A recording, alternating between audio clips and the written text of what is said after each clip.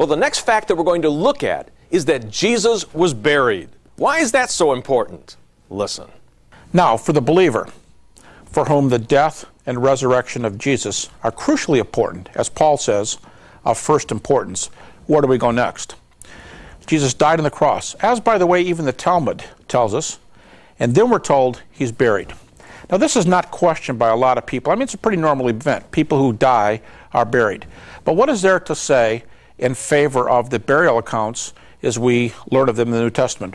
First of all, although today critics are not so inclined to take the Gospels as they are to take Paul, let's just make the comment that all four Gospels are agreed that the tomb in which Jesus was buried was empty. All right?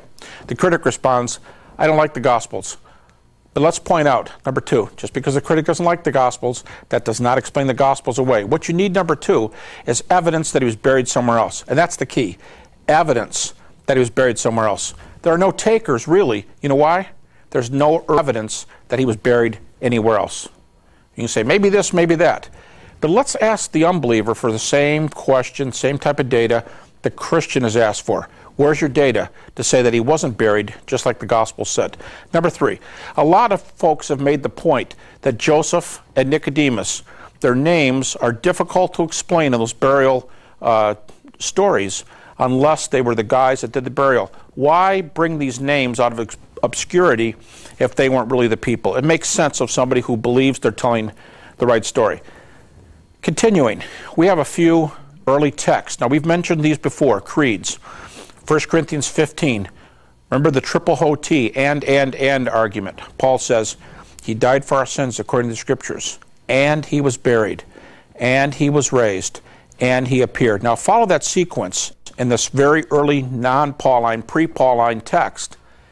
If somebody is dead, buried, raised, and appeared, the strong implication is the one that went down is the one that came up. You've got Paul saying there was a burial. But he's going to go further than that. We'll save that for a comment on the empty tomb. But the 1 Corinthians 15 passage says buried. And there again, you got that early evidence. Another good argument is Acts 13:29. Why? Because some critical scholars are willing to grant that, as I said earlier, Acts 13 it contains another of those little creedal passages, the abbreviated theology. And there in Acts 13:29, in this passage, we're told that he was buried. So there are two early textual arguments. You've got the Gospels, no evidence against Joseph and Nicodemus.